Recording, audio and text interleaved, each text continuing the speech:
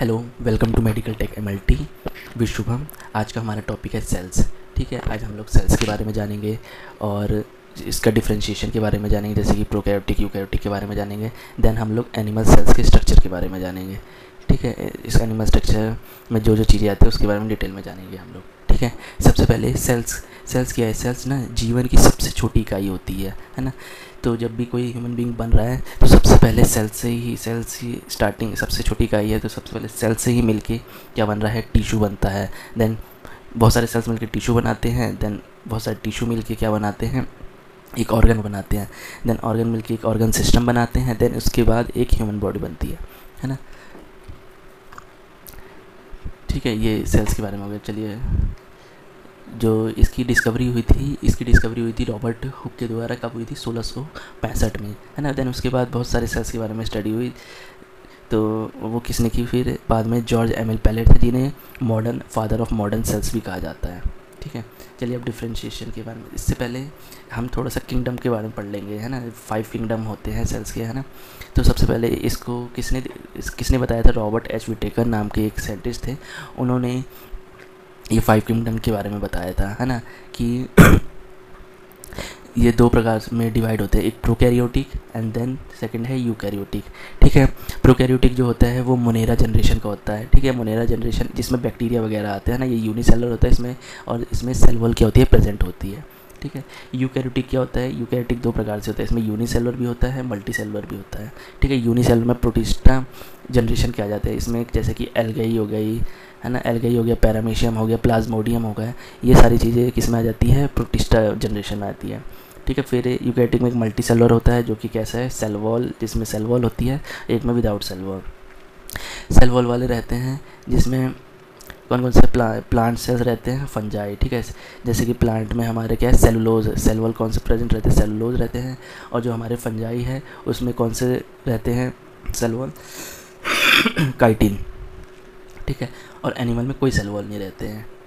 ठीक है, ये किंगडम के हिसाब से है। अब हम लोग थोड़ा सा डिफ्रेंशिएशन देखेंगे यूकैरियोटिक एंड प्रोकैरियोटिक का। ठीक है, जैसे मैंने बताया ऑर्गेनिजम्स कि प्रोकैरियोटिक में क्या होता है? मोनेरा जनरेशन होता है, इसमें मतलब बैक्टीरिया जितने भी रहते हैं वो प्रोकैरियोटिक जनरेशंस में आते हैं। ठीक है, एंड यूकैरियोटिक जनरेशन में कौन सा? प्रोटिस्टा जनरेशन, जिसमें एल्गाई, पैरामीशियम वगैरह आता है। फंजाई हो गया जिसका सेल वॉल किया था?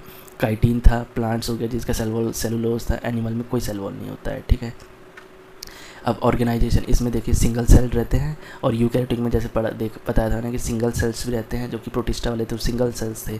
देन मल्टी सेलुलर भी रहते हैं, किसके साथ? विद टिश्यू एंड ऑर्गन के साथ। ठीक है, इनकी साइज़ की बात करें तो प्रोकैरियोटिक की साइज़ छोटी रहती है, 1 से 10 माइक्रोन्स की रहती है, और जो यूकैरियोटिक है उसकी जो साइज़ रहती है बड़ी रहती है, 10 to 100 माइक्रोन्स की रहती है। ठीक है, सेल वॉल की बात करते हैं तो सेल वॉल इसमें ऑलमोस्ट हैव सेल वॉल, मतलब इसमें हमेशा सेल वॉल पाई जाती है। प्रोकैरियोटिक में ध्यान रखना है, हमेशा सेल वॉल पाई जाती है। बट यूकैरियोटिक में जो रहता है फंजाई एंड प्लांट्स में सेल वॉल पाई जाती है। जैसे फंजाई में काइटिन हो गया, प्लांट्स में हो गया सेलुलोज। ठीक है, और जो एनिमल्स या ह्यूमन बींग्स है उनमें कोई सेल वॉल्स नहीं होती है। ठीक है, ऑर्गेनल्स की बात करें तो प्रोकैरियोटिक में कोई ऑर्गेनल्स नहीं होता है, इसमें कई प्रकार, और यूकैरियोटिक में कई प्रकार के ऑर्गेनल्स होते हैं, वो जो कि अपना अपना स्पेशल फंक्शंस करें। ये हम लोग आगे पढ़ेंगे इसके बारे में, है ना। कौन कौन सा? जैसे कि न्यूक्लियस हो गया, एंडोप्लाज्मिक रेटिकुलम और लाइजोसोम, सेंट्रोसोम, ये इसके सब ऑर्गेनल्स हैं। ठीक है, मेटाबॉलिज्म की बात करते हैं तो ये एनारोबिक एंड एरोबिक दोनों में क्या करता है? मेटाबॉलिज्म करता है ये। और जो यूकैरियोटिक होता है मोस्टली किस में करता है? एरोबिक अंदर, मतलब ऑक्सीजन की प्रेजेंस में ही मेटाबॉलिज्म करता है। ठीक है, जेनेटिक मटेरियल की बात करें तो ये single circular double standard DNA होता है, और जो यूकैरियोटिक होता है complex chromosomes usually in pairs में रहता है ना, each with a single double standard DNA molecules and associate रहता है protein containers in a nucleus में। ठीक है, मोड ऑफ डिवीज़न की बात करें तो इसमें बाइनरी फिजन ज़्यादातर होता है, बर्डिंग जैसे, है ना। और यूकैरियोटिक में क्या होता है? माइटोसिस एंड मियोसिस होता है, using a spindle followed by cytokinesis. ठीक है, इसके बारे में भी हम लोग आगे पढ़ेंगे। ठीक है, अब हम लोग किसके बारे में पढ़ेंगे? सेल्स में, यूकैरियोटिक सेल्स में एनिमल का स्ट्रक्चर है। ठीक है, ये एक छोटा सा ओवरव्यू बनाया है, इसके बारे में हम लोग डिटेल में पढ़ेंगे। जैसे हम लोग क्या क्या पढ़ना है हमें, जैसे जो इसकी आउटर कवरिंग होती है ना, किसकी? सेल मेम्ब्रेन की। ठीक है, उसका क्या काम रहता है? सब्सटेंस को क्या करता है? अंदर और बाहर डिफ्यूज़न करने का काम करता है। ठीक है, कि किसको अंदर आना है, किसको बाहर जाना है, इसको ये काम कौन करता है? Cell membrane. ठीक है, फिर क्या होता है? एक न्यूक्लियस होता है, न्यूक्लियस में 2 स्ट्रक्चर आते हैं, न्यूक्लियोलस और क्रोमेटिन। न्यूक्लियोलस क्या करता है, राइबोसोम का सिंथेसिस करता है। और क्रोमेटिन क्या करता है, जेनेटिक इन्फॉर्मेशन कैरी करता है। ठीक है, साइटोप्लाज्म होते हैं बहुत सारे, जिसमें है फर्स्ट एंडोप्लाज्मिक रेटिकुलम। ये क्या करता है, राइबोसोम स्टोर करने का काम करता है, स्टोर करता है। और गोल्जी अपरेटस ये लाइसोसोम्स का प्रोडक्शन का काम करता है। ठीक है, माइटोकॉन्ड्रिया एनर्जी का प्रोडक्शन करता है। लाइसोसोम है जो कि फॉरेन पैथोजन को किल करने का काम करता है। पेरोक्सिसोम क्या करता है, जो सेल्स से टॉक्सिक पेरोक्साइड बाहर निकालने का काम करता है। और सेंट्रोसोम सेल्स डिवीजन में रोल प्ले करता है। ठीक है, अब इसके एक एक करके इसमें सबसे पहले हम लोग सेल मेम्ब्रेन के बारे में पढ़ेंगे। ठीक है, सेल मेम्ब्रेन क्या है, सेल मेम्ब्रेन होता है ना, उसकी जो आउटर वाला मतलब सेल्स का आउटर जो कवर रहता है वो सेल मेम्ब्रेन होता है। वो क्या काम करता है, सबसे पहले तो वो फॉस्फोलिपिड की डबल लेयर से बना होता है। ठीक है, जो कि एम्फिलिक होता है। एम्फिलिक मतलब हाइड्रोफिलिक भी होता है, हाइड्रोफोबिक भी होता है। इसका मतलब है कि उसमें वाटर भी होता है, वाटर नहीं भी होता है, ऐसा दोनों कंडीशन में होता है। ठीक है, ये क्या होता है, इट इज़ सेलेक्टिवली परमिएबल होता है ना, it is selective permeable membrane होती है इसमें। और ये जो सेल मेम्ब्रेन होती है ना, रिसेप्टर प्रोटीन होते हैं। सेल मेम्ब्रेन में रिसेप्टर प्रोटीन होते हैं जो सेल्स को क्या करते हैं, एक्सटर्नल सिग्नलिंग मॉलिक्यूल जैसे कि हार्मोन्स को डिटेक्ट करना, ये काम करता है। ठीक है, सेल्स मेम्ब्रेन एक रिसेप्टर प्रोटीन का काम करता है। ठीक है, जो कि जैसे हार्मोन्स को डिटेक्ट वगैरह करने के लिए काम करता है। और इसमें क्या होता है, जो एक मॉलिक्यूल्स होता है ना, जो एक रिसेप्टर से जुड़ता है तो उसको एक नाम दिया गया लाइगेंड्स, है ना। अगर मॉलिक्यूल्स एक रिसेप्टर से जुड़ते हैं तो उसको लाइगेंड कहा जाता है। और सेल्स मेम्ब्रेन में क्या होता है, लिपिड एंड प्रोटीन की जो कंपोजिशन होता है ना, वो दोनों अलग अलग रहता है ना। जैसे कि हमने पढ़ा है कि मसल सेल्स में सार्कोलेमा होता है, oocytes में उलेमा होता है, नर्व सेल्स के एक्सोन पर और एक्सोलेमा। ये समझाने के लिए मैं बता रहा हूँ, है ना, कि ये इसी एग्जाम्पल के रूप में बता दिया है कि सेल मेम्ब्रेन में ना लिपिड एंड प्रोटीन का जो कंपोजिशन होता है बिल्कुल अलग होता है ना, समझा। हाँ, देन इसके बाद न्यूक्लियस की बात करते हैं। तो न्यूक्लियस को क्या सेल्स का ब्रेन भी कहा जाता है ना। तो इसका जो साइज़ होता है 6 माइक्रोमीटर का रहता है। इसमें क्या रहते हैं, न्यूक्लियोलस रहता है एंड क्रोमेटिन प्रेजेंट होते हैं। ठीक है, ये क्या है, एक डबल मेम्ब्रेन द्वारा साइटोप्लाज्म से क्या होता है, अलग होता है, जिससे न्यूक्लियर एनवेलप कहा जाता है। सबसे पहले न्यूक्लियोलस के बारे में देखते हैं। न्यूक्लियोलस क्या है, न्यूक्लियोलस एक हाईली कोल्ड फिलामेंटस स्ट्रक्चर है। देख रहे होंगे आप, बिल्कुल कॉइल्स की तरह है, बिल्कुल, है ना, बिल्कुल घना टाइप का। तो हाईली कोल्ड फिलामेंटस स्ट्रक्चर होता है जो कि क्या काम करता है, राइबोसोम्स का सिंथेसिस करता है। इसे प्रोटीन की फैक्ट्री भी कहा जाता है। ठीक है, ये एमसीक्यूज में क्वेश्चन पूछ सकता है ना, राइबोसोम का सिंथेसिस कौन करता है ना, प्रोटीन की फैक्ट्री किसे कहा जाता है। तो छोटी छोटी चीज़ें याद रखनी चाहिए, है ना। जैसे क्रोमेटिन की, अब इसमें दो रहते हैं न्यूक्लियोलस में, न्यूक्लियस में न्यूक्लियोलस एंड क्रोमेटिन। ठीक है, न्यूक्लियोलस समझ में आ गया, हाईली कोल्ड फिलामेंटस स्ट्रक्चर होता है, राइबोसोम का सिंथेसिस करता है, इसे प्रोटीन की फैक्ट्री कहा जाता है। क्रोमेटिन क्या है, क्रोमेटिन डीएनए एंड प्रोटीन से बना थ्रेड लाइक स्ट्रक्चर होता है। ठीक है, और ये क्या करता है, सेल्स डिवीज़न के समय ये क्रोमेटिन जो होता है ना, क्रोमोसोम में कंडेंस हो जाता है।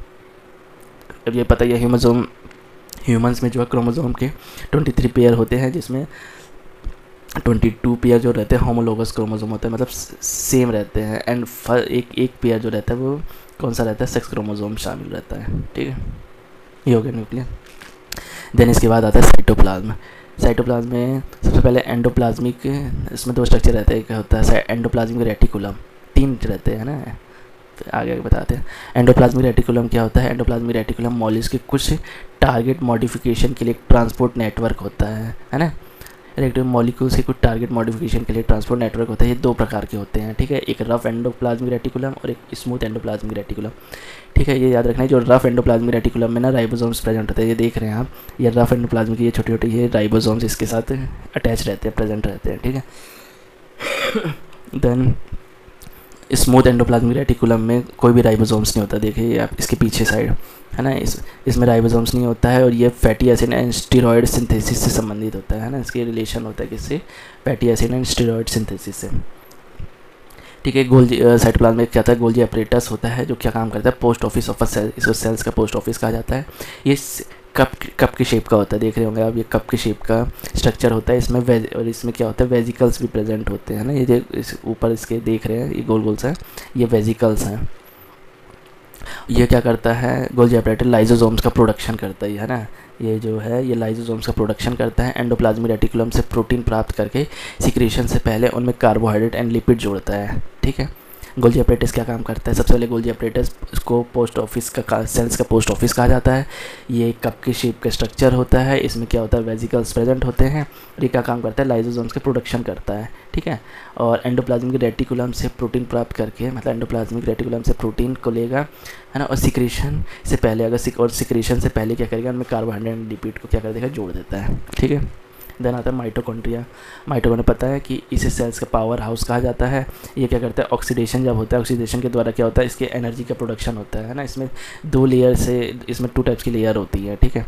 इसमें जो इनर लेयर रहती है वो ट्यूबुलर की शीट में बेंड हुई रहती है, जिसे क्या कहते हैं, क्रिस्टल कहा जाता है ना। इसमें प्रोटीन, फॉस्फोलिपिड एंड एंजाइम्स होते हैं, ठीक है। फिर बात करते हैं लाइसोसोम। लाइसोसोम क्या है, इसको सुसाइडल बैग के नाम से जाना जाता है ना। इसमें क्या होता है, ये स्मॉल सर्कुलर बॉडीज़ होते हैं। ये जो क्या छोटे छोटे देख रहे हैं आप, स्मॉल स्ट्रक्चर बॉडीज़ होते हैं, है ना।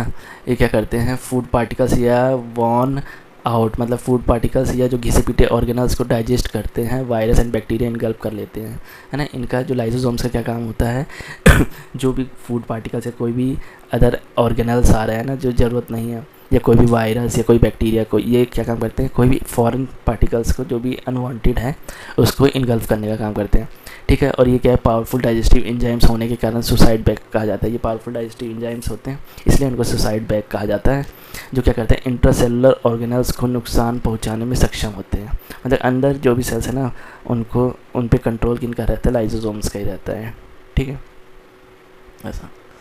अब आता है पैरोक्सिसोम। पैरोक्सिसोम क्या है, इसमें एंजाइम्स होते हैं जो सेल से टॉक्सिक पेरोक्साइड को क्या करते हैं, बाहर निकालते हैं, ठीक है, पैरोक्सिसोम में।